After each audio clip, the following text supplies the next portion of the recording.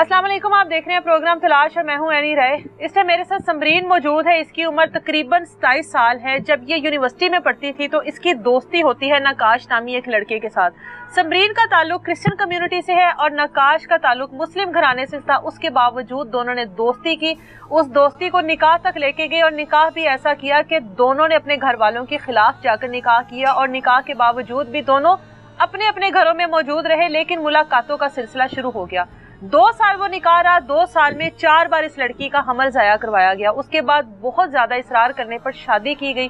शादी के बाद ससुराल वालों का क्या सलूक था, सास इसको क्या कहकर बुलाती थी, इसने अपना मजहब तब्दील किया। ना सिर्फ अपना मजहब तब्दील किया बल्कि अपने पूरे घर वालों का मजहब तब्दील करवाया। पूरा का पूरा घर इस टाइम मुस्लिम घराना है, लेकिन उसके बावजूद भी शादी भी खत्म हो गई और जो 2 बच्चों की ये माँ बनी अपनी शादी के बाद, वो दोनों बच्चे भी आज इसके पास नहीं है। खुला ले लिया गया। खुला लेने के बाद नकाश दोबारा इसके साथ ताल्लुक बनाने की कोशिश करता है। इसके घर आता है और जबरदस्ती इसके साथ ज्यादती करता है, क्योंकि अब वो इसके निकाह में नहीं थी तो वो ज्यादती की जुमरे में आएगा।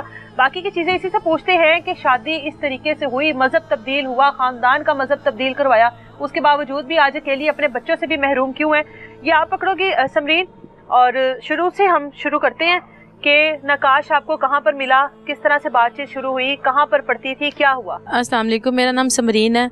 2017 में मैं नकाश की शॉप पे फ़ोन खरीदने जाती हूँ क्योंकि मेरी बहन की शादी थी। अच्छा, फ़ोन खरीदने गई? फ़ोन खरीदने गई इसकी शॉप पे। मोबाइल शॉप थी इसकी हार रोड पे। ठीक है। तो जब मैंने मोबाइल खरीदा, इसने सिम डालते साथ ही ना कोड मिला के मेरा नंबर लिख लिया। नंबर लिखने के बाद इसने मुझे फ़ोन दे दिया। शादी के दौरान ही फ़ोन चलना बंद हो गया। अच्छा। तो मैंने वो जो फिर इसने अपने लिए लिया था आपने? फोन अपने लिए लिया था। अपनी बहन की शादी की वीडियो इसमें डालनी थी। अच्छा। क्योंकि तब मेरा इमरान भाई दुबई था तो उसने बोला था सारा मोबाइल में वीडियो शादी का रिकॉर्ड उसमें करो। अच्छा। भाई ने पैसे भेजे थे तो मैं मोबाइल लेने के लिए चली गई। अंकल रिक्शे वाले के साथ गई थी। ठीक है। क्योंकि अकेले नहीं थे जाते, जहाँ भी जाना है अम्मी या अंकल रिक्शे वाला साथ जाता था। ठीक है। तो मैंने इसकी मोबाइल लेके घर आई हूँ। मोबाइल चलना ख़राब हो गया। फिर मैंने इसको फ़ोन मैसेज किए हैं कि आपका मोबाइल ख़राब है, मेरे पैसे वापस करो, अपना मोबाइल वापस लो। अच्छा। इस दौरान फिर इसके मैसेज फ़ोन आना शुरू हो गया। मुझे 6 महीने तक ये मैसेज फ़ोन ही करता रहा। मुझे आपको पता था ये वो मोबाइल शॉप वाला ही है? मुझे नहीं था पता। अच्छा। क्योंकि पहले इसने मुझे मैसेज फ़ोन किए, करता रहा। मैं इसको कहता मुझसे दोस्ती करो, आप बहुत प्यारी हैं, आप ये आप वो, जैसे लड़के मैसेज करते हैं। मैं इसको गालियाँ निकालती रही, ब्लॉक करती रही। आप क्या करती थी उस टाइम? मैं उस टाइम पढ़ती थी। अच्छा, कौन सी क्लास में? मैं उस टाइम आईकॉम कर रही थी। अच्छा, ठीक है। उसके बाद फिर जब मैं आईकॉम करके बीकॉम में गई हूँ तब मेरी इसके साथ थोड़ी दोस्ती हो गई। क्योंकि मतलब उसके इसरार करने पर आप उसकी बातों में आ गई? जी। 6 महीने तक ये मुझे मैसेज करता रहा डेली, सुबह शाम दोपहर, 1 सेकंड नहीं था रुकता। एक नंबर थी तो किसी और? हाँ जी, मैं इसको ब्लॉक करती थी। इसके पास पता नहीं 12-13 नंबर थे जिससे ये मुझे मैसेज करता था। किसने पता लगा कि ये तो मोबाइल शॉप वाला है? जब मेरा मोबाइल वो चलना खराब हो गया, मैंने वो रसीद निकाली जो इसने मुझे दी थी। अच्छा। तो उस रसीद के ऊपर इसका नंबर लिखा हुआ था। फिर मैंने इसको जब कॉल किया तो ऊपर इसका नंबर आया। मैंने गाली लिख के इसका नंबर सेव किया हुआ था। गाली के नाम से? हाँ जी। अच्छा। तो वो फिर जब ऊपर आया मैंने कहा अल्लाह तो दुकान है ये। अच्छा। तो फिर मैंने बोला भाई तू कितना गंदा आदमी है, एक तो खराब फोन दिया, ऊपर से मुझे तो मैसेज पे मैसेज कर रहा है। मैं तेरी दुकान पे आके तेरा मुंह तोड़ दूंगी, तू क्या मुझे समझता है? मैं इसको ऐसे बोलूं, मैंने कहा तू एडी हिम्मत आ मेरी दुकान पे मेरा मुंह तोड़। अच्छा। तो फिर मैं बोलूं, मैं अपने अब्बू और भैया को बताती तेरा मैं मुंह तोड़ूंगी। थोड़े दिन बाद फिर इसने मुझे मैसेज किया कि आप नहीं दुकान पे फिर मुंह तोड़ने के लिए? नहीं मैंने गई। अच्छा। नहीं गई। अच्छा। तो फिर ये इसने बोला कि आप जिधर भी है ना आप उधर मुझे बुलाए, मैं आपको 2 फोन और दे जाता हूँ, वो भी आप अपने पास रख लें। अच्छा। मैंने कहा 2 नहीं चाहिए मैंने, एदे बदले च दे खराब फोन लेके जा। खैर ये वारिस रोड मेन स्टॉप के ऊपर आया है। उधर ये मुझे सही दोबारा फोन दे के गया। वो खराब वाला कहता आप रख लें। वो चला ही नहीं आज तक, वो मेरे पास खराब फोन पड़ा हुआ है। उसके बाद फिर वो वाला फोन भी खराब ही था। उस पे मैंने शादी दूसरा देखे गया, वो भी खराब था। पता नहीं किटे थी क्या थी, इसके फोनों को क्या मसला है, वो खराब ही था। उसके बाद खैर मैंने इसको ब्लॉक कर दिया। फिर नंबर बदल के मतलब 6 महीने तक ये मुझे दोस्ती में करता रहा। ठीक है। फिर मैंने 6 महीने बाद जाके दोस्ती के लिए इसको ओके कहा। इसने बोला मैं आपको रानी बना के रखूंगा, मैं हाफिज़े कुरान हूँ। और नकाश ने कहा कि हाफिज़े कुरान है? हाँ जी। अच्छा। इसने बोला मैं हाफिज़े कुरान हूँ और मैं आपको रानी बना के रखूंगा, आप मेरे से मुस्लिम हो जाओ, शादी करो और मैं हमारी दुनिया बहुत अच्छी होगी, मैं अकेला भाई मैं आपको रानी बना के रखूंगा। यानी उसको आपके मतलब आपका ताल्लुक क्रिश्चियन कम्युनिटी से था ना, उसको इस चीज पर तो इतराज था ना? था, वो कह रहा था। मैंने बोला तू क्रिश्चियन हो के ही, मैं क्रिश्चियन रहती तो मुस्लिम रह, तब शादी कर लेते हैं। अगर मैंने बोला कि अगर मैं मुस्लिम होगी ना तो घर वाले छोड़ देंगे, तो फिर अगर आपने मुझे छोड़ दिया, आप में तो 4 शादियां होती हैं, तो फिर मैं किधर जाऊंगी, सारे छोड़ देंगे मुझे। इसने बोला मैं कभी नहीं आपको छोड़ूंगा, सारी जिंदगी आपके साथ रहूंगा, आपको रानी बना के रखूंगा। कुरान की कसमें उठाई, मस्जिद में जाके इसने ये मेरे से वादा किया था। उसके बाद इसने कोई वादा पूरा नहीं किया। मैंने इसके लिए मुस्लिम हुई, जामे शरीफिया इबादत रोड पे मुस्लिम होगी इसके लिए। उसके बाद मैंने नमाजें सीखी, कलमे सीखे, अपनी गली में से एक बाजी है उनसे सीखा, सीखने कुछ नेट से मैंने निकाल के सीखे। सीखने के बाद मौलवी साहब को जाके सुनाया है, सुनाने के बाद फिर उन्होंने बोला कि अब अल्हम्दुलिल्लाह आप मुस्लिम है। और इन तमाम चीजों का आपके घर वालों को नहीं, घर वालों को कुछ नहीं पता, छुप के किया, हुई छुप कर कलमे सीखे, छुप के नमाजें छुप के सब कुछ किया। उसके बाद बाजी मैंने फिर इसके साथ छुप के निकाह किया, उधर ही जाके 2017 में निकाह किया। निकाह करने के बाद इसने कहा मैं सब कुछ मैनेज करूंगा, मैं सबको हैंडल कर लूंगा, मैं हाफिज़े कुरान और मेरी बहनें हैं सब आपको रानी बना कर रखेंगे, अच्छे तरीके से आगे लेके जाएंगी। निकाह करने की क्या वजह थी जब घर वालों को ही नहीं पता था? क्योंकि मुझे इससे मोहब्बत होगी, इसकी बातों में आगे से मोहब्बत होगी। मजहब बदल दिया इसके पीछे इतने बड़े कदम उठाए, इसके ऊपर तबार करके कि हाफिज़े कुरान ने मुझे धोखा नहीं दिया। कितना शरीफ, कितना अच्छा नेक लड़का है, पर कोई नेक नहीं है। अभी मैं उसको सारी नेकी आपको बताती हूँ। उसके बाद 2 साल तक ये मुझे ऐसे ही इस्तेमाल करता रहा। नारकली होटल में, यूसुफ अलहुदा की साइड पे होटल है, उधर ही मिलता रहा मुझे, मिलता रहा। कैसे घर से निकलती थी? मैं कॉलेज जब जाती थी 2 घंटे के लिए कॉलेज से गैप होके क्योंकि ये कहता था तो मेरी बीवी मैंने मिल, मैं तुम चेक करना तू सही है क्या। जब निकाह किया आपने? जी। निकाह जब किया उसमें कौन कौन शामिल था? निकाह जब किया आपके घर से तो कोई नहीं होगा ना? नहीं। आपकी फैमिली, आपके फ्रेंड्स में से कोई नहीं होगा? नहीं था। इसके तरफ से कौन? इसके दोस्त थे। और निकाह कहाँ पर किया था? जामे शरीफिया इबादत रोड पे। मतलब प्रॉपर आपने निकाह किया? प्रॉपर निकाह किया, इस्लामी तरीके से निकाह हुआ है मेरा। मतलब आप किसी अदालत वगैरह में नहीं? अच्छा ठीक है, मेरे पास उनका वो फतवा भी है। ठीक है, आपने निकाह कर लिया। जी। उसके बाद मुलाकात शुरू होगी। मुलाकात होगी। इसने मुझे अगले दिन ही बोला अब तू मेरी बीवी है, मेरे से मिलने आ। मैंने कहा निकाश ऐसा नहीं होना, मैं खानदानी लड़की, चाहे अपनी मर्जी की है, मैं अपने घर वालों को मनाऊंगी, तुम अपने घर वालों को बताओ। मेहंदी बरात वलीमा धूमधाम से शादी करनी, मैंने ऐसे नहीं जाना। इसने बोला ऐसा नहीं हो सकता, मैंने तुझे चेक करना है कि तू सही लड़की है कि खराब है, आना पड़ेगा तुझे। इसने मुझे चैलेंज किया। ठीक, मतलब 3 महीने तो ये मेरे साथ इस तरह मतलब बात करता रहा। आखिरकार मैं कि मेरा बंदा है, निकाह हो गया, चलो चली जाती हूँ। फिर मैं इसके साथ जब होटल गई, फिर ये आए दिन 2 हफ्तों में 2-2 दफ़ा मुझे बुलाता होता था मेरे से मिलना। मुझे 4 दफ़ा हमल हुआ, 4 दफ़ा इसने ज़ाया कराया। जब पहला हमल हुआ था ना, तब इसने अपने घर पे बता दिया, घर वालों को बता दिया कि इस तरह मैंने छुप के निकाह किया है, एक क्रिश्चियन लड़की को मुस्लिम करके शादी की है, और उसकी ये कंडीशन है। उसकी अम्मी ने कहा जो मर्जी करो, बच्चा ज़ाया होना चाहिए, असी उन्हें कबूल नहीं करना। ए लोग अंदरों कोड़े ही होंदे ने, इन्हां दे दिल 'च नफरत होंदी है, साफ नहीं होंदे, चूड़े गंदे लोग होंदे ने, असी इन्हूं अपने घर दी नूंह नहीं बनाना। ये नकाश को बोला। नकाश ने मुझे बोला समरीन तुझको ज़ाया करना पड़ेगा, नहीं तो मैं तेरे से शादी नहीं करूंगा। मैं हूँगा तो और बहुत बच्चे, तू ये ज़ाया करना पड़ेगा, नहीं तो जा। मैं अब कहूँ कि ना, अब मैं लड़की रही, मतलब मुस्लिम भी होगी, इसके साथ मिल भी लिया, मेरा तो सारा कुछ तबाह हो गया। अब मुझे इसकी बात माननी पड़ेगी, मैं मजबूर थी। इसकी अम्मी और इसका अब्बू मुझे समनाबाद कोई क्लिनिक है, उधर लेके गए। अच्छा। उधर से उन्होंने मेरा बच्चा कराया पहला। उसके बाद कुछ दिन गुजरे, मैं इतनी कंडीशन में बुरी अपनी अम्मी के घर पे रही कि सब देख के इन्हें कुछ होया है, पर मैं बोलूँ कि कुछ भी नहीं, बस तबीयत दूसरी खराब है। नहीं ठीक भाभियाँ मेरी फौरन समझ गई इन्हें कुछ होया है। 3 मेरी भाभियाँ, तीनों को मैं झूठ बोलूँ कि भाभी कुछ भी नहीं होया, बस तबीयत खराब है। मतलब अम्मी को भी मैंने बता दिया। अम्मी मेरे ने मुझे मारा भी, रोई भी। अम्मी को क्या बताया आपने कि मैंने इस तरह निकाह कर लिया, निकाह किया? अम्मी को बताया? मुसलमान हो गई? अम्मी को बताया। मुसलमान होने के बाद फिर अपने घर में सुकून से रह सकती थी आप? नहीं, चुप के रह रही थी। जाहिर है, देखो ना, वो सब तो उनका तो उसी मजहब से ताल्लुक था ना, आप मुसलमान हो गई, तो आपके लिए मुश्किलात नहीं हुई फिर? बहुत मुश्किल हुई। इतना छुप के मैं नमाज पढ़ती थी, कभी कॉलेज में नमाज पढ़नी, दिल करना कि अल्लाह पाक से मदद मांगो, अल्लाह पाक ये मैंने क्या किया, अगर किया तो मेरी मदद कर।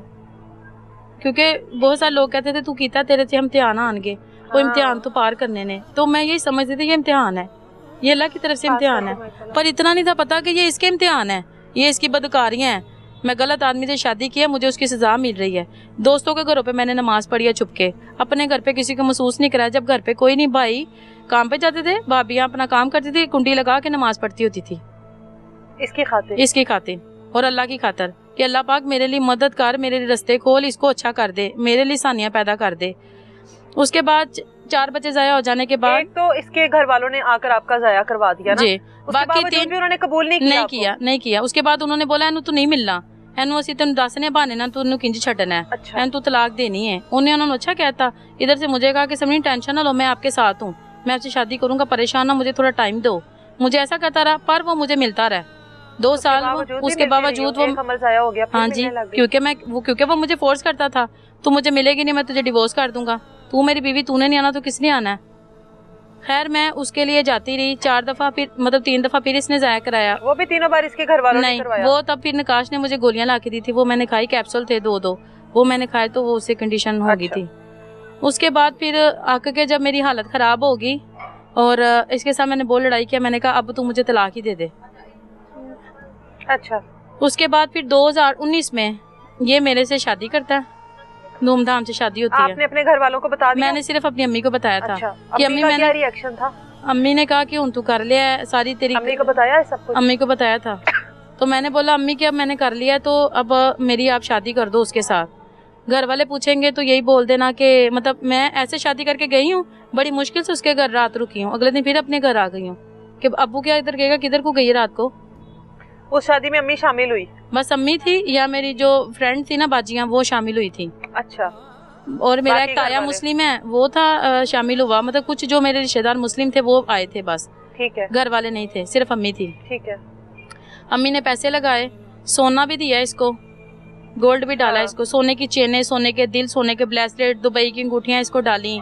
इसके घर वालों को सारों को कपड़े दिए, सोने के इनको बालियाँ दी, इसकी बहनों को धूमधाम से मेहंदी बरात वलीमा किया। मैं आपको तस्वीरें दूंगी सारी। अच्छा। डोली में बैठ के मैं कसम दुनिया जान के मैंने अपनी शादी पे कराई कि अगर मैं अपनी मुस्लिम होके अपनी मर्जी भी की है, पर फिर भी अम्मी जो मेरे शादी तुसी करनी सी पर उस तरह तुसी करो, अगर भावें नहीं भी कोई शामिल, मेरी जिम्मेदारी है, मैनू कदी धोखा नहीं देगा। शादी की तकरीबात आपकी मुसलमानों वाली हुई प्रॉपर। जाहिर आप भी मुस्लिम थी, वो भी मुस्लिम था। ठीक है। प्रॉपर तरीके से शादी हुई। हाँ। उसके बाद शादी के अगले दिन ही इसके बाप ने ये शर्त रखी, अगर तू इत्थे रहना ना तो जो निकाह के ऊपर शर्त लिखी ना पाकिस्तानी 50 लाख रुपए अगर ये तुझे तलाक देगा, ठीक है ना, तो ये तुझे माफ करनी पड़ेगी। मैंने बोला मुंह से करूंगी, ऐसे लिख के नहीं करूंगी। वो कहते लिख के करना पड़ेगा। मैंने कहा मैंने नहीं करनी। उसके बाद इन्होंने मतलब मैंने घर आना था लाजिम, क्योंकि किसी को पता नहीं था मेरी शादी हुई है। मैं घर आ गई, अगले नकाश ने 2-3 हफ्ते मेरे से रब्ता ही नहीं किया। अच्छा। कह रहा जी मेरे घर वाले कह रहे तुझे तलाक दो, तुझे माफ करना पड़ेगा। अच्छा। नहीं तो मैंने तुझे तलाक दे देनी। मैं कहूँ नकाश आप ये कैसे करे, आपने तो कहा था मैं हाल में तेरा साथ दूंगा, सिर्फ एक दी मेरे लिए कुर्बानी कर दे, मतलब जो पहला बच्चा जाया किया था, लाइफ में कभी कुर्बानी नहीं तुझे देनी पड़ेगी। तो उसके बाद इतनी कुर्बानियां दी, इतनी दी। आखिरकार इसके बाप ने बोला कर, मैंने बोला मैंने नहीं करना। फिर मुझे बेटी वाली कंडीशन होगी। फिर जब बेटी पैदा होने वाली थी ना, फिर इसके बाप ने खाली पेज लिखा। लिखने के बाद उर्दू इसकी अम्मी और बाप ने लिखा, इसी अम्मी अब्बू ने बोला इधर साइन कर, फिर असी हस्पताल जाएंगे तो तेनों असी आवांगे तेरे पीछे, नहीं तो असी नहीं आना। उस दौरान कंडीशन ऐसी थी, घर पे बताया, घर पे लड़ाई, भाइयों ने लड़ाई, मतलब बड़े मामला खराब हुए। उस टाइम तो फिर सबको पता चल गया किसको क्या बताती, कैसे शादी की, किधर की, उन्होंने जो मुझे निकाल दिया था। हाँ। खैर फिर भी मतलब बड़े बुरे हाल मैंने देखे हैं। अपना घर वालों से छुप के अपनी दोस्तों के घरों पे, छतों पे मैं सोई हूँ। कॉलेज की जो फ्रेंडें थी उनको मैंने बोला, उन्होंने बोला तेरे भाई मजहब का तेरा मसला है, सब तेरे पीछे पड़े हुए हैं। मैं लोगों के घरों पे, छतों पे सोई हूँ। 6वें महीने मेरी बेटी हुई है, गर्मियों में। अच्छा। रोटी भी मेरी दोस्त नहीं थी देती, उसका इतना भला है कि उसने मुझे अपने घर पे छत पे रखा है, पर रोटी एक टाइम की देती थी वो। और ना मेरे पास काके के दूध के पैम्पर थे, ना दूसरा किसी भी चीज का नहीं था। सजीरियन मुझे बेटी हुई ऑपरेशन से, ऐसे ही मैं उसके घर पे ऊपर छत पे गर्मी पे लेटी रहती थी। उसकी वजह से मेरी बॉडी पे निकल है दाने बहुत ज्यादा, और मेरी बेटी भी बीमार होगी गर्मी से, ना पंखा तो ऊपर। उसके बाद फिर मैंने अपने किसी दूर के रिश्तेदार, मुस्लिम है वो भी माड़े थे, गरीब थे, उनको मैंने मतलब नंबर निकाल के कॉल किया कि मेरी थोड़ी मदद करें, मैं भी मुस्लिम हुई हूँ तो इधर प्रॉब्लम है। घर वालों को मैंने नहीं बताया मेरे से ये गलती हुई है, मुझे रख लो। फिर उनके घर इतनी दूर पिंड में मैं गई, उधर गई तो उनके घर पे पीछे ये खेत थे सारे। वो कह रात नूं इधरों सप्प आ जांदा, रात नूं इधरों आ जांदा। मैं अब डरूं, मैं कि ये ना सप्प आए मेरी बेटी नूं ना या मैनू ना वड़ जे। मैं डरा, मैं कहा मैं इत्थे भी नहीं रहना, किथे रवां, अपना घर बाहर दुनिया दी ऐशो एसी, मतलब भरावां दी मोहब्बत। अच्छा। फिर उसके बाद बाजी फिर मैंने दर दर के धक्के खाए अपनी बेटी को लेके। मुझे सबने निकाला कि तू मुसलमान हुई है, तू जा, जिदी खातर तू सारा सलाम कबूल किया ना अपने घर वाले ने छुट्टिया, ओदे घर ही जा, ते ओदा बच्चा है, ते ओदी खातर ही तेरी जिंदगी खराब की थी, तो ओदे घर ही जा। उस टाइम तो आपकी वो पहली बेटी थी ना? मेरी पहली बेटी थी, हाँ जी। फिर मैं इसके घर गई, अपने कुछ मतलब मुस्लिम बाजियों को लेके, के बाजी मेरे साथ चले, मेरी मदद करें। अच्छा, लेकिन आपने वो शर्त नहीं अपनी? नहीं, मैंने नहीं खत्म की, वो आपने लिख कर नहीं, मैंने नहीं लिख किया। उसके बाद बाजी फिर इन्होंने मुझे रखा, थोड़े दिन रखा। उसके बाद नकाश ने ना मुझे 2020 में मतलब बेटी हुई, 21 में फिर इन्होंने मुझे रखा। रखने के बाद मेरी बेटी वहीं से लेके ना, मैं सोई हुई थी, अपनी बेटी को फीड करा के, मेरी बेटी मेरे से उठा के ना अपनी नंद के घर लेगी, मेरी सास। अच्छा, बुशा के घर लेगी, अपनी बेटी के घर लेगी, मेरी नंद के घर लेगी। तो मैं बेटी ढूंढी, मेरी बेटी नहीं मिल रही। मुन्नू कह रहा निकल जा इत्थों, साड़ी बच्ची सी, साडा खानदान से रख ले, तू निकल। बता रही थी कि आपको किचन में नहीं जाने देती? हाँ जी, ना मुझे किचन में जाने देती थी, ना मुझे बर्तनों को हाथ लगाने देती थी। कह रही थी कि तू क्रिश्चियन है, तू पलीत है, तू काली बसूरी है, साढ़े किचन से तू नहीं आना। तो आप तो मुसलमान हो, मैं तो अल्हम्दुलिल्लाह हो चुकी थी, हाँ जी, कलमे सीखे आपने, पर वो फिर भी मेरे से इतनी नफरत करती थी। उसके बाद बाजी तो उसकी बड़ी तकलीफ देती होगी, बहुत रोती थी, मरती थी, उसके पाँव भी पकड़ती थी, उसके पाँव दबाती भी थी, उसके सर पे तेल भी लगाती थी। वो काम करवा लेती थी? हाँ जी, वो काम करवाती थी, घर की सफाइयाँ कराना, कपड़े धुलाना, पर किचन में नहीं जाने देती थी, ना अपनी रोटी भी नहीं पकाने देती थी। पका के तो सिर्फ एक रोटी तो थोड़ा सालन देती सी, कहती यही खाना बस, कुछ भी नहीं होती थी। शोर को बताती थी, वो कहना सी तेनू बर्दाश्त करना पेगा। अच्छा, एक ना एक दिन समरीन है, जो सारियां दी शादी हो जाएगी, फिर तेरी हुकूमत ही आएगी, तो बर्दाश्त कर, जड़ तो कहते ने। ठीक है। खैर बड़ी मुश्किल से बर्दाश्त करती रही। फिर एक दिन उन्होंने मेरी बेटी उठा के ना अब बुशा के घर पे ले गए। उसके बाद मैं रोती रही, परेशान, मेरी बच्ची किधर, उन्होंने क्या साड़ी सी ऐसी रख ली, तू तो निकल। अच्छा। मुझे मार के निकाला, हर बार यही मसला होता था, यही मसला था, तू चली जा। हाँ जी, बच्चा दे गया तो तू चली जा। अच्छा। मैं उसके बाद अपनी अम्मी के घर चली गई, रोती रही, पिटती रही, इधर बता उधर बता, किसी ने नहीं सुना। फिर अपना कोई रिश्तेदार है क्रिश्चियन, उसने अल्लाह के नाम पे मेरी मदद की, मुझे वकील करा के दिया। मैंने 2021 में आलिया नीलम के पास केस किया। आलिया नीलम जस्टिस जो है, उन्होंने मेरी बच्ची मुझे लेके दी। मैं बच्ची लेके अपनी अम्मी के घर आ गई। अम्मी के घर आई हूँ तो अब अम्मी के घर वाले आपको एक्सेप्ट कर लिया? नहीं, बहुत मुश्किल से किया बाजी, नहीं किया, पूरी तरह नहीं किया। वो भी के बच्चा मुस्लिम है गया, ते तू भी मुस्लिम हो गई, उन्हें हाँ जी, तेरे नाल ने बुरा सलूक किया, ते तू मतलब सबके ताने मैंने सुनू, रोज लड़ू, रोज मरू, समझ ना किधर जाऊं। कुछ दिन रुकी, नकाश फिर आया कि ये मुझे बच्चा दो, मैं अपनी अम्मी के पास लेके जाता हूँ, ये रोएगा, ये तुम्हारा फीड मांगेगा। मेरी अम्मी कहेगी जा उसको लेके आ। अल्लाह की कसम समरी नजान नहीं हो रही, मैं आपको लेके जाऊंगा, आपने परेशान नहीं होना, नहीं तो आपको घर का पता, दुकान का पता, आप आ जाना उधर। मैंने बोला तेरी अम्मी मुझे एक्सेप्ट कर लेगी? हाँ हाँ तेरी अम्मी कर लेगी। मैंने अपनी अम्मी को बड़ा समझाया, तो मेरी अम्मी कह रही लेके आ उसको, ये बच्चा मेरे से लेके जाता है, मैं अभी आधे घंटे में वापस आऊंगा, आपको लेके जाऊंगा। बच्चा लेकर गया? पहले मैं बच्चा लेके जाता हूँ, अपनी अम्मी को पकड़ाऊंगा, कहते मुंह तुसी कबूल कर लो। अच्छा, मैंने दिया कि ये आपका दूसरा? नहीं, पहली मेरी बेटी में ही सीन, अभी ये 2021 में ही चल रहा है सारा कुछ। बच्ची लेके गया, उसके बाद इसका नंबर बंद, इसकी बहनों के नंबर बंद, इन्होंने घर बदल लिया। सिर्फ जिधर काम करता था ना, इसने उधर से दुकान भी बदल ली। फिर लोगों से पूछ पूछ के, रोती पिटती लोगों से पूछ पूछ के दुकान में खड़ी होके वो रोई, वो ऊंची ऊंची ऐसे बोलूं कि तू मैंने मुसलमान किया, मेरे बच्चे जाया करा, मेरी बच्ची लेके भज गया, किथे वे। ये उधर भी दुकान से बाहर निकल के मुझे मारने लग गया। 2021 का वाकया हाँ, रोड पे हुआ था, मेन सड़क के ऊपर। इसने मुझे उधर मारा, पुलिस आ गई, बंदे आ गए, उन्होंने छुड़ाया।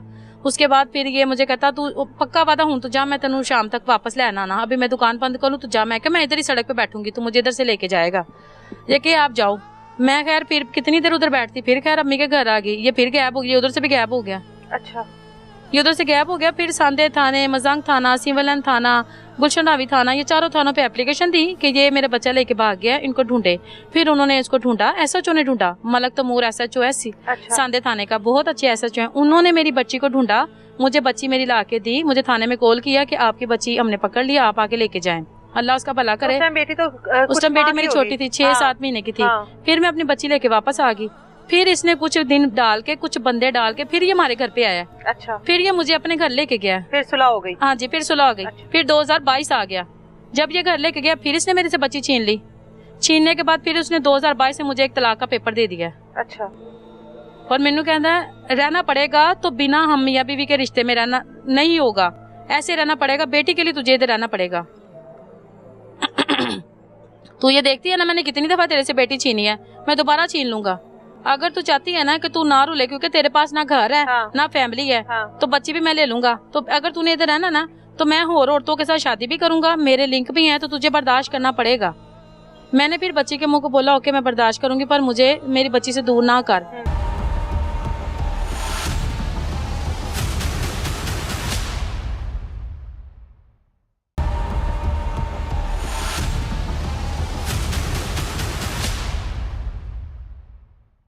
फिर मैंने इसको बोला कि खुदा के लिए मुझे अपनी बेटी के लिए अपने घर पे रख लो, मैं आपके जूतों पे रोटी खाऊंगी, पर मुझे मेरी बेटी से दूर ना करो क्योंकि मेरे पास रहने की कोई जगह नहीं है। तुम्हारी खातिर मैंने पूरी दुनिया छोड़ दी है।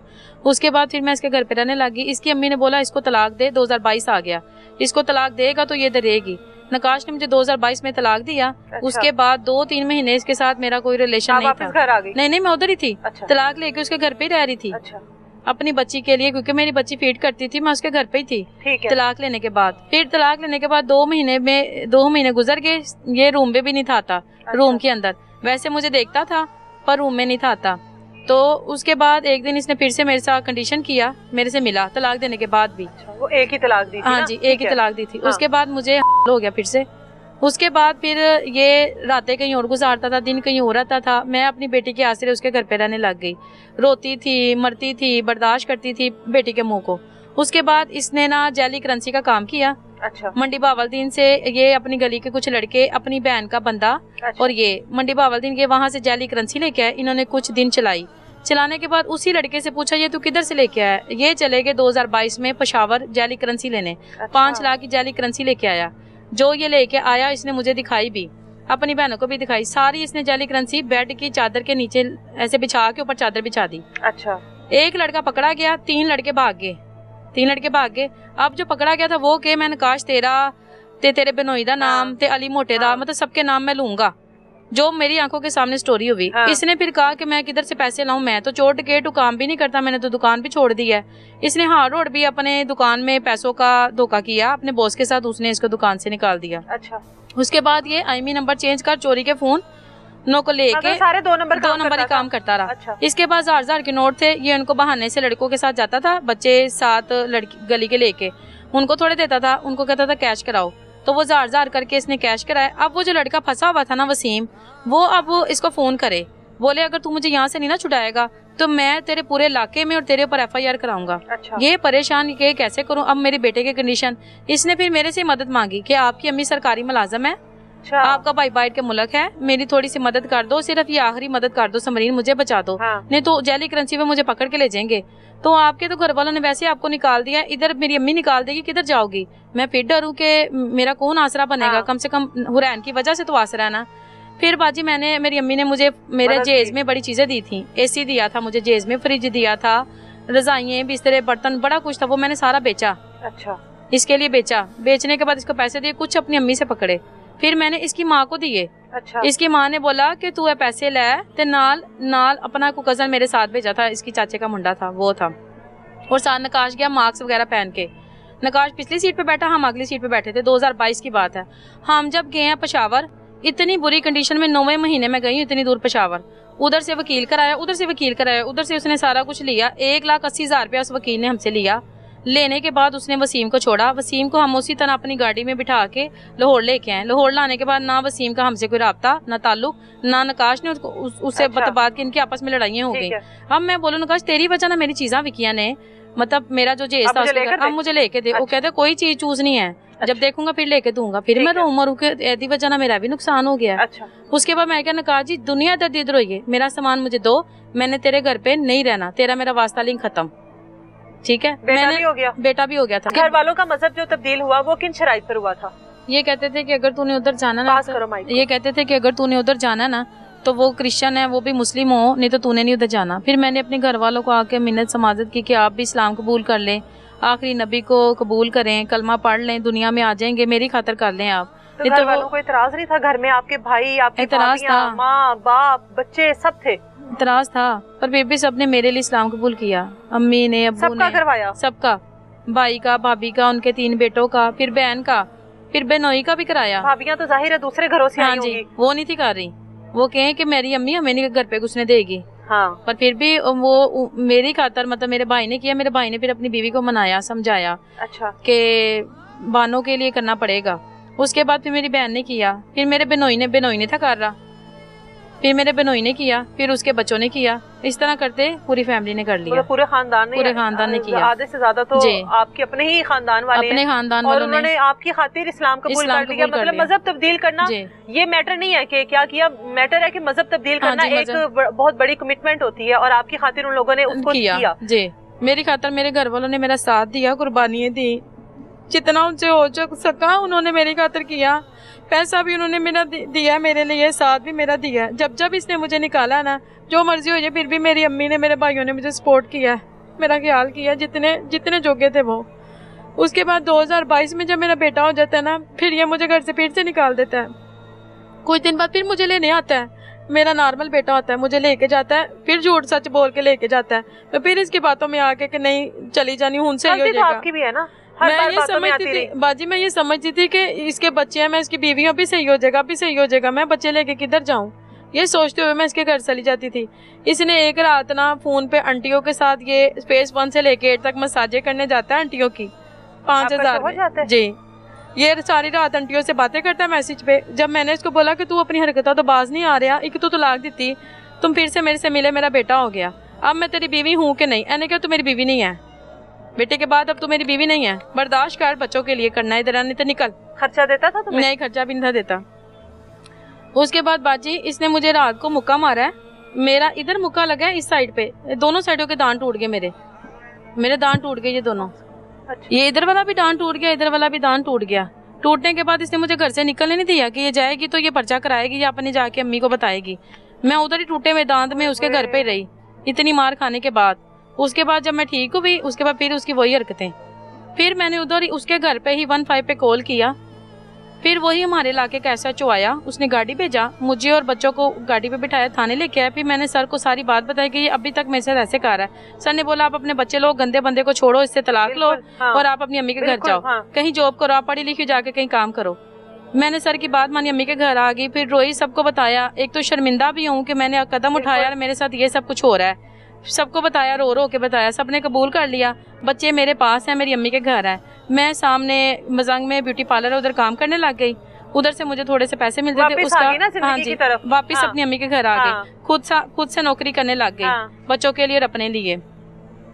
उसके बाद ये कुछ दिन बाद आया, अच्छा, कहता मैंने बच्चों से मिलना है, ठीक है, आपने नहीं जाना तो आप ना जाओ, हाँ, आप बस बच्चों को दो, मैं बच्चों को घुमा फिरा के मिला के आपको वापस देता हूँ, आप टेंशन ना लो। घर तो पता है आप हर जगह पहुंच जाती हो, आप 15 पे कॉल भी कर लोगी, आप टेंशन ना लो, मैं दे के जाऊंगा। मैंने कहा दे के जाओगे? इसने बोला ओके। मैं जो भी ये था, फिर यकीन कर मैंने फिर यकीन किया कि बाप है, उसका किधर लेके जाना है, और अगर लेके भी जाएगा मैं 15 पे कॉल करूंगी, पुलिस आएगी, इसको पकड़ लेगी। यही गलती हुई कि मैंने बच्चों को जाने दिया। उसके बाद 3 साल हो गए, मेरे बच्चे मुझे नहीं मिले, सबके नंबर बंद, किराए पे रहते हैं, पता नहीं किधर है, मुझे किसी का कुछ नहीं पता।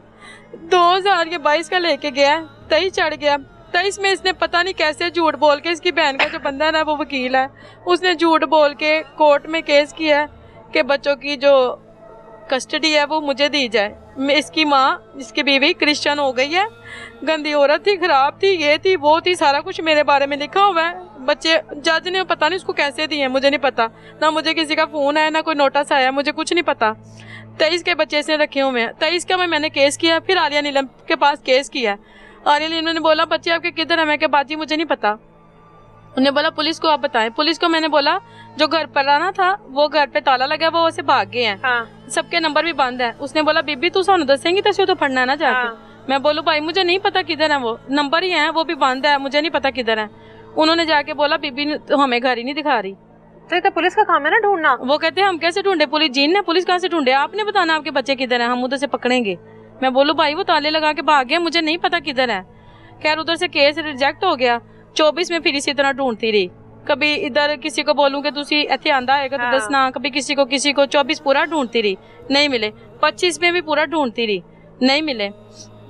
अब 25 में मैंने आके ना, मुझे किसी के जरिए पता चला कि ये अभी भी आंटियों की मसाजे भी कर रहा है, गंदे काम भी कर रहा है, और एक आमना अशरफ आंटी है उसके साथ ही गंदे काम भी कर रहा है, 8 महीने से उसके साथ रिलेशन में है, ठीक है, और मुझे मारने की और मुझे फंसाने की उसके साथ प्लान कर रहा है।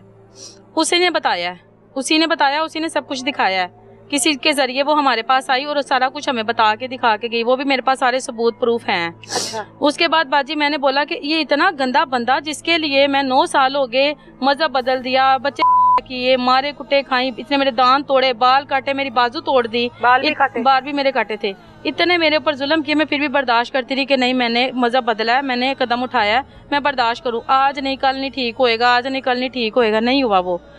ये औरतों के साथ भी अब करने लगे, ये तो मैं बर्दाश्त नहीं कर सकती। जब मुझे ये पक्का पता चल गया ना कि अब ये गंदे काम पक्के कर रहा है, तब मैंने इसे 6वें महीने खुला ली।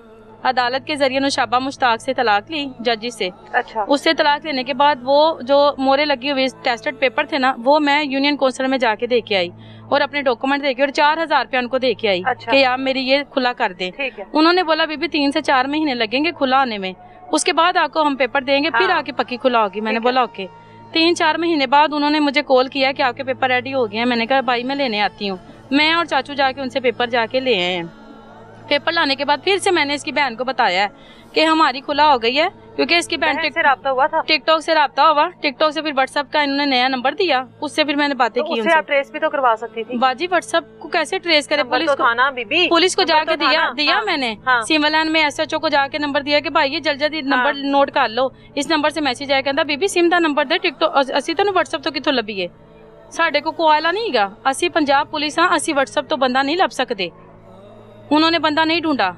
उसके बाद मैं मैसेज पे कर रही हूँ कि शायद मेरे हाथ ही आ जाए, मैं फिर से पुलिस को बुला लूँ, चलो मैं ही पकड़ लूँ। फिर एक उधर था तनवीर सब इंस्पेक्टर, उसने बोला कि बाजी एक तो खर्चा भी लगेगा, दूसरा तू इन्होंने चैट कर। चैट करने के बाद जब ये आएंगे ना हमें फोन करना, पकड़ लेंगे। तो मैं चैट कर रही हूँ उनके साथ, मैं कह रही हूँ ओके बच्चे मुझे दो और मैं आपको कुछ नहीं कहूँगी, आपके साथ मेरी शादी खत्म हो गई है, वास्ता लिंक खत्म है, बस आप मेरे बच्चे दे जो।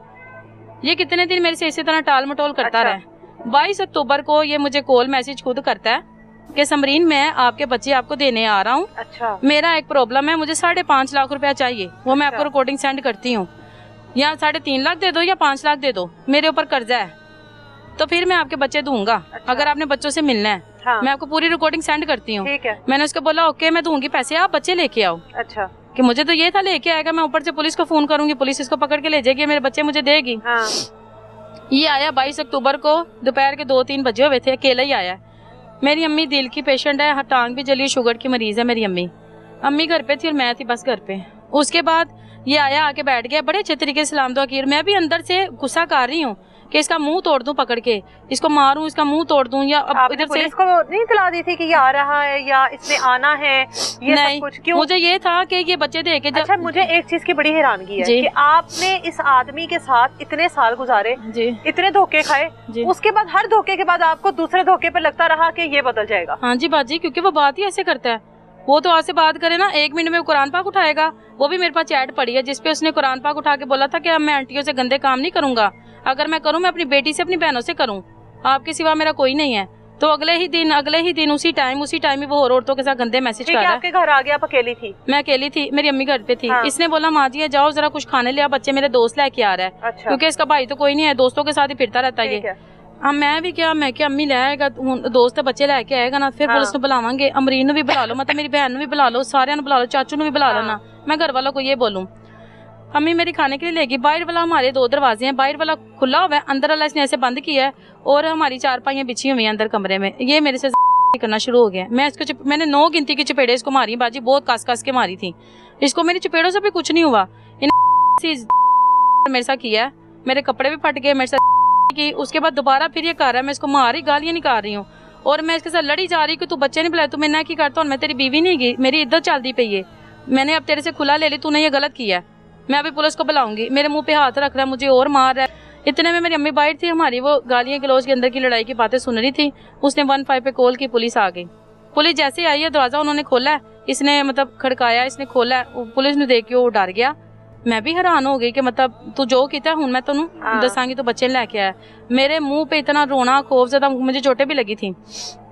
पुलिस ले जाती है हमें, ले जाने के बाद अगले दिन जाके, उस दिन पर्चा नहीं कटता, ये उसी टाइम ना पता नहीं किसके नंबर पे कॉल करता है, उसके नंबर से इसके पास उधर वकील भी आ जाते हैं, इसके यार दोस्त भी आ जाते हैं, ये सिफारिशें भी करा रहा है SHO को। पुलिस को कहा नहीं कि इस पे केस चल रहा है, मुझे बच्चे चाहिए मेरे? कहा था। अच्छा, बच्चे मंगवा दे। तो हाँ जी, हाँ जी, ये आ गया था। मैंने बोला इसने बच्चों के लिए आया था, इसने ये काम मेरे साथ किया है, पहले भी गलत करता रहा, अभी भी गलत कर रहा है। तो उसने बोला बीबी ये तेरा कोर्ट का मसला सान ना दस, अदालत च जा, बच्चे जिथे ने ना तू आपी अदालत में जा, अदालत ढूंढेगी, ऐसी नहीं ढूंढने। SHO ने मुझे ये बोला। उसके बाद SHO उसका पर्चा ना काटे, कभी तू अन्नी मोटी ते तेरे नाल करती, किस तरह करती है, तो झूठ बोल रही है। मैं कहा सरों ने मेरे की है। SHO ने मेरी वो बेइज्जती की, वो मेरे से गलत गंदी बातें की कि ये इसने तेरे साथ नहीं किया, तूने खुद किया है, जबकि वो भी तो झूठ बोली जे। केस ने मुझे खुद पकड़ा है, खुद पकड़ के किया मेरे साथ। खैर अच्छा बाजी, अगले दिन जाके ना उस रात हम थाने में रहे हैं। अगला दिन चढ़ जाते रात के 3 बजे। डीएसपी का दफ्तर है किला गुज्जर सिंह, उधर हम गए। उधर डीएसपी ने मेरे से मेरी बात सुनी। सुनने के बाद, पेपर देखने के बाद उसने बोला, मेरी कंडीशन भी देखने के बाद बोला कि हाँ बच्ची के साथ हुई है। डीएसपी ने मेरा पर्चा काट दिया। अच्छा। पर्चा काटने के बाद ये पुलिस के कस्टडी में आ जाता है।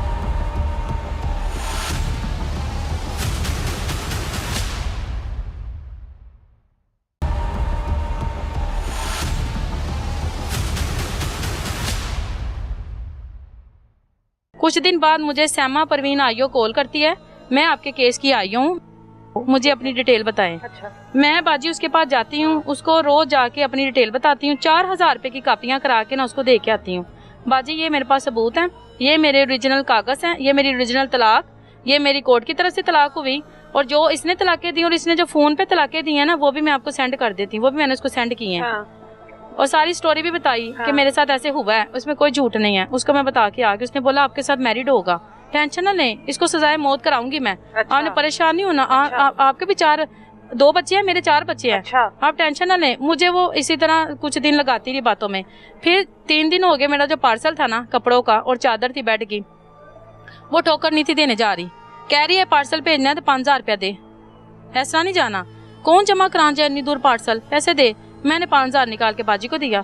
और जिस दिन मेरा गंगाराम में मेडिकल हुआ ना, उस दिन जो मेरे साथ पुलिस वाली गई थी उसने 3000 लिया। वो कहती है सीधा 10,000 लेने मेडिकल करांदा, तेरे को फिर असी अन्ने मांग रहे हैं, तू गरीब बचा रही है फिर भी तेरे को अन्ने ले रहे हैं। फिर भी मैंने उसको 3000 दिया, साथ उसको बोतलें पिलाई, वो भी मेरी आप वीडियो निकला सकती हो। उसके बाद बाजी इसने फिर मुझे बुलाया 164 के बयान कराने के लिए। उस दिन ये मुझे फिर से लेके गई है, फिर से इसने मेरे से 10,000 लिया, इसने और अरशद एएसआई ने। अरशद एएसआई की गाड़ी है व्हाइट कलर की, अरशद एएसआई गाड़ी चलाता है और ये साथ उसके बैठती है। पीछे इसने मुझे और मेरी बहन को बिठाया, इसने मेरे से फिर से पैसे लिए। उसके बाद फिर इसने मुझे अपने थाने बुला के बोला कि पेपरों की कार्रवाई करनी है, जिमनियाँ हूँ अब लिखने को तैयार हो गई हैं, तो तुम मुझे और पैसे दो। फिर मैंने इसको 5000 रुपया दिया, टोटल 20 चला गया। अभी तो जो इसने मेरे से खाने के खाए वो भी मैं आपको बताती हूँ। फिर इसने बोला कि मेडिकल कराना तेरा, उसके लिए पैसे दे। डीएनए कराने ये लेके गई हमें ठोकर पे, वहां पे भी कहती मेरे पास गाड़ी नहीं, पुलिस तो सानू गड्डी भी नहीं देंदी, आपको रक्षा कराना पड़ेगा। फिर से 1000 रुपए का मैंने रक्षा कराया, बिठा के ले गई। हम चारों जने रिक्शे पे बैठे, मैं थी, आयो थी, नकाश था और एक पुलिस वाला था। अच्छा। फस के हम रिक्शे में बैठे। मैं को बाजी मैंने उसके साथ नहीं पढ़ना, कोई गल नहीं, उन्हें सजाए मौत हो या नहीं होने, जेल च चली जाना, बह यादे कोल आखिरी बारी मिल लैनू, आखिरी बारी बह यादे कोल, ऐसा कही जे मैनू। मैं को बाजी मैं आप बैठ जाओ उसके साथ, मुझे नहीं बैठना। तू गल किस तरह कर रही, मैं तेरी ननान मैं आई हूं, मैं तेरा मुंह तोड़ देना। वो नहीं, मैनू उत्थे कहंदी पंजाबी च कहंदी मैं शक्कड़ गड़ी है, तू मैनू जानदी नहीं गी। उत्थे मैनू रश्के च गालां कड्डी जा रही है। चुप करके खैर मैं बैठ गई, कट्ठी कुट्ठी होके मेरे साथ वो बैठ गया। अब वो बैठे गई जा रहे, समरीन मैनू मौका दे, मैनू माफ कर दे समरीन, सारिਆਂ ਨੂੰ ना दस वेला समरीन इत्थे मैनू छड्ड दे, बच्चे लैने लै लै। मैं कहा तू जेड़ी मेरे नाल ज़िना कीता ना, तू ओदा मुੱਲ दे, 10 साल तो जेड़ा मारिया कुटा ओदा मुੱਲ दे। बच्चे तो मैं तेरे को लै ही लैने, मेरे बच्चे ने, तू एदा मुੱਲ दे जो तू मेरे नाल ज्यादती करके गया। अच्छा वो कह रही खैर चल छड्ड दे समरीन, चल चल चल सुलह कर दे, चल एक मौका दे ओनू। वो सैमा मुझे कह रही, मैं कह रही नहीं बाजी चुप करके चलो। उधर गए हैं, उधर हमें पूरा दिन इंतजार कराया, उसने मेरा डीएनए नहीं कराया। डीएनए नहीं कराया। शाम को फिर मुझे अपने थाने बुलाती है और मुझे कहती बाकी के पैसे। मैं क्या बाजी तुसी इसलिए नहीं ऐसे डीएनए कराया, तुसी करा के दे दे, मैं आपको ना देती। फिर आप मुझे कहती। फिर भी खैर मैंने उसको पूरा 50,000 रुपया दिया, सैमा को रशद को, दोनों के कुछ किया आपने, दोनों को हाथों में पैसे भी दिए, इज्जत भी गवाई, हाँ जी, खुआर भी हुई, मारे भी खाई। बच्चे तो फिर भी नहीं है ना आज पास, नहीं है पास, घर तो फिर भी खराब हो गया, सब कुछ तबाह हो गया, जिंदगी के ऊपर एक टैग लगा लिया अपने, हाँ जी, हर चीज पे बर्बादी फेर दी, तो बच्चे भी गए। इसकी जिम्मेदार मैं खुद भी हूँ, क्योंकि मैंने नकाश के साथ तबार किया। पर नकाश उससे ज्यादा मकार आदमी, जो लोगों की बहन बेटियों को बरगला के शादी करके उनको इस्तेमाल करके बच्चे जाया करके, आज वो आंटियों के साथ है, आज वो मसाजे कर रहा है, आज वो चोरियां डिकेटियां कर रहा है, वो इन कामों से नहीं हटा। और उसको सपोर्ट करने वाला उसकी बहन का बंदा वकील है कि जहां भी वो पकड़ा जाता है वकील झूठ बोल के उसको जाके बचा लेता है। उसके बाद सबसे बड़ी जिम्मेदार ये सैमा है, सैमा परवीन है जिसने उसको बरी किया है। सैमा को मौत होनी थी और बरी सैमा के 4 बच्चे उसको चाहिए, सैमा को उसके फूल चाहिए, सैमा को उसकी वर्दी चाहिए, सैमा ने ड्यूटी करनी है, सैमा ने अपने घर जाना है। मुझे मेरे बच्चे नहीं चाहिए, मुझे मेरी ड्यूटी नहीं चाहिए, मुझे मेरे बच्चों के साथ नहीं रहना। अब देखे 50,000 भी उसको दे दिया। उसके बाद सैमा फिर से बुला के मुझे गालियां निकालती और मुझे मारती है कि तू मेरी शिकायत जाके सिविल लाइन का शम्स तब्रेज इन्वेस्टिगेशन का इंचार्ज है, वो मेरा भाई बना है, क्योंकि मैंने इस्लाम कबूल किया। उसने कहा तुम्हारी बहन बेटी है। मैंने उसको जाके बोला कि भाई मैंने 70,000 इसको दे दिया, ये फिर भी मेरा काम नहीं कर रही। उसने बोला परेशान ना हो, आप जाके SP को इसकी कंप्लेन करो। मैंने एप्लीकेशन लेके लॉर्ड CCP में भी दे दी, DIG को भी दे दी, हर जगह एप्लीकेशन दे दी कि इसने मेरे साथ ऐसे किया है। कहीं सुनवाई नहीं हुई। CCP में जाने का मतलब क्या है कि CCP खुद हमारी बात सुने या वहीं पे बात सुने। वो आगे से भला क्या करते हैं, बोलने नहीं देते पुलिस वाले। CCP के सामने बैठ जाओ ना, कहे सर ये बात सुने, चुप कर बेबी चुप कर। वो लिख के कहेंगे वापस उसी थाने से SHO को जा, भी उसी SHO तो छितर खा के आपके पास आए हैं, उसी SHO के पास फिर से जाए, उसी DSP के पास फिर से जाए। जो DSP कहता है फाड़ के कुटो। तो लॉर्ड CCP के पास जाने का क्या फायदा, DIG के पास जाने का क्या फायदा, या 1787 पे कॉल करने का क्या फायदा है। अगर उन्होंने कॉल सुन के फिर ही कहना कि जाओ SHO को जाओ तो DSP को जाओ, वो तो सारे उन्होंने रले हुए ने। अभी तो 3 साल हो गए ना, अभी बच्चों के बगैर हो, अभी बच्चों के बगैर सब कुछ। अब क्या हुआ है, अभी मैं तो आपके साथ वो जो कुछ हाँ जी। अभी उसके बाद सैमा ने क्या किया है, मुझे पैसे लेने के बाद ना 7 तारीख को सैमा ने, इसी महीने की 7 तारीख को, 11वें महीने की 7 तारीख को उसको जेल में भेज दिया। अच्छा, फिर वो निकल आएगा। हाँ जी, मैं बता नहीं निकल नहीं आया। जेल में भेजने के बाद ना ठीक 2 दिन बाद उसका पर्चा खारिज कर देती है। अच्छा। उसको जेल में भेज के पर्चा खारिज करके उसके वकील के साथ मिलके उसकी बेल लगाती है मिस नताशा नसीम सुपरा के पास, नई बिल्डिंग जिधर बनी है सेशन कोर्ट में, उधर उसकी बेल रख देती है। और मुझे तब पता चलता जिस दिन उसकी बेल होती है। अच्छा।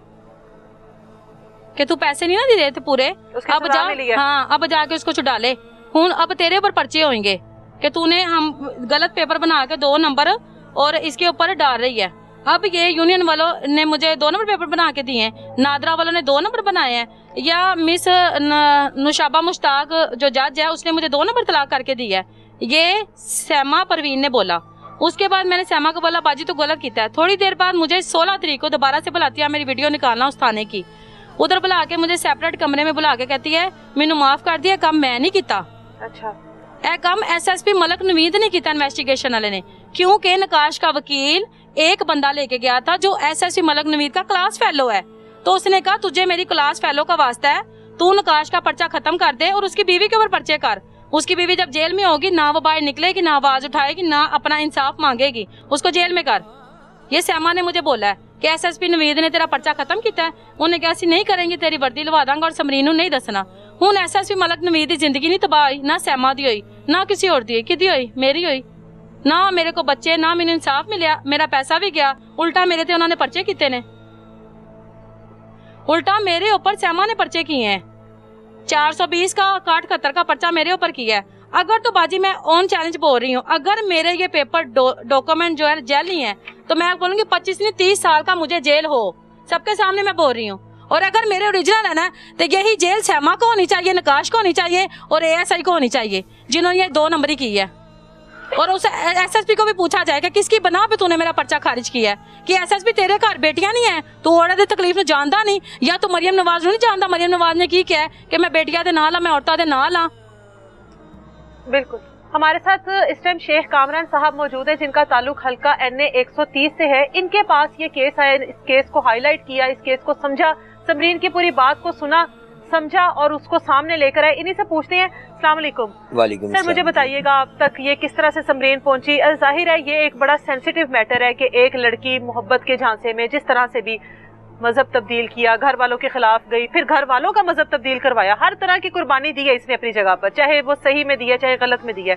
अब मामला इस हद तक बढ़ गए, बच्चों से भी महरूम है, शोहर भी मारपीट करता रहा। अब किस तरह से आपने इस केस को आगे लेकर चले और क्या पता लगा इसके बारे में अब तक? ये केस मुझ तक कैसे पहुंचा, तो मैडम मेरे हल्का के बीच में मेरे दफ्तर के दरवाजे हमा वक्त अपने वोटरों के लिए, सपोर्टरों के लिए और उधर पार्टियों के भी लोग हों, वो मेरे दरवाजे पे चल के आते हैं तो मैं उनकी प्योरिटी के ऊपर बात सुनता हूँ, क्योंकि रियासत का फ़र्ज़ है कि रियाया के लोगों के साथ नरमी बरती जाए, उनके लिए आसानियाँ पैदा की जाएँ।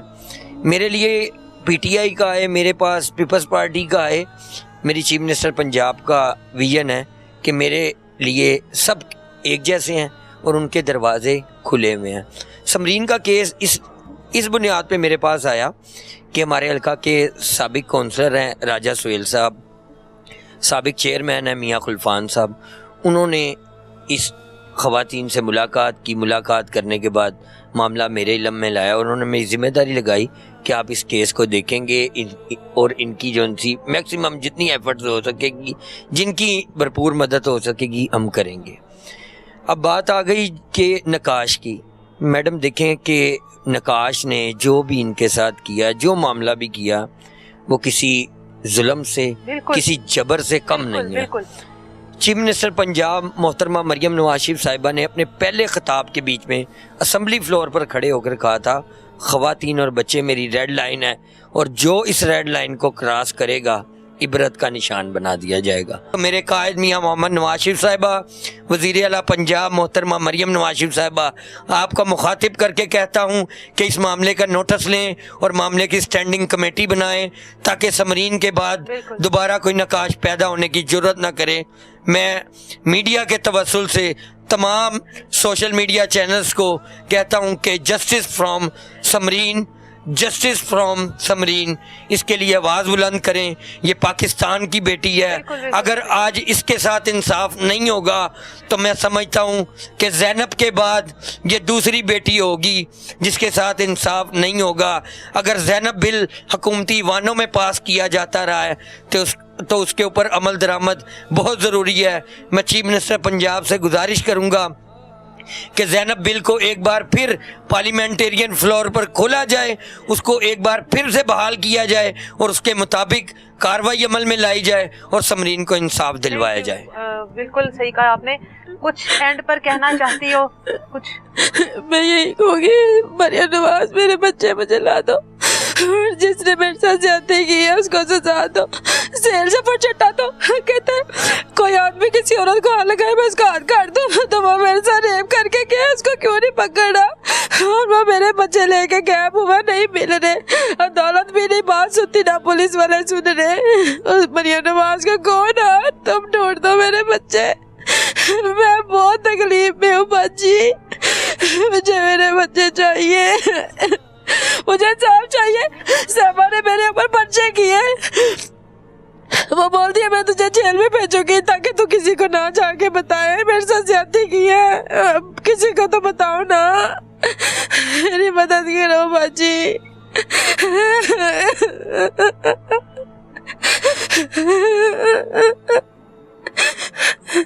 अल्लाह इनके लिए आसानियाँ करे। और ये एक बड़ा मुश्किल फैसला था जो इन्होंने अपनी ज़िंदगी में उम्र के उस हिस्से में लिया, और ये एक नादानी का फ़ैसला होता है जो लड़कियां ले तो लेती हैं, लेकिन उसके बाद जो कुछ फेस करना पड़ता है, जो अजियतें, जो जुल्म, जो जबर उनको फेस करना पड़ते हैं, वो उसकी एक ये ज़िंदा मिसाल है। इस तरह की चीज़ों को सामने लाने का मकसद ये नहीं कि हम लोग कोई नेगेटिव मैसेज कन्वे करें, इस तरह की चीज़ों को सामने लाने का मकसद ये होता है कि इन चीज़ों से आप सबक सीखें कि आखिर सोसाइटी में हो क्या रहा है। अपनी मोहब्बत का झांसा देकर एक मर्द आपको किस हद तक ले जाता है कि आप मजहब तक तब्दील करने के लिए मजबूर हो जाते हैं, उसके बावजूद भी वो मर्द आखिरकार आपका नहीं बनता। 3 साल से अपने बच्चों की शक्ल नहीं देखी, उस माँ को किस तरीके से सुकून आ सकता है वो आप लोगों के सामने है। उम्मीद करते हैं कि समरीन को इंसाफ मिलेगा, और ये हम सब लोगों की दुआ है, और आप लोगों से भी रिक्वेस्ट है कि दुआ करें इसके लिए कि 3 साल से जो अपने बच्चों को देखने के लिए तरस रही है, अपने बच्चों को देखे। और इस तरह का आदमी जो कि जिसके किरदार के बारे में इसके पास हर तरह का सबूत मौजूद है, जिस आदमी की एक एक चीज़ के बारे में इसके पास इंफॉर्मेशन है कि वो किस किस हद तक गलत काम करता रहा और किस तरह से उसके गलत कामों के ऊपर पर्दापोशी की जाती रही, उस आदमी को सबसे पहले कटहरे में लाया जाए, उसकी इन्वेस्टिगेशन की जाए और पता लगाया जाए कि वो किन किन चीज़ों में मुलविस है। मिलेंगे दोबारा किसी नई तलाश के साथ। इजाज़त दें मुझे। अल्लाह हाफ़िज़।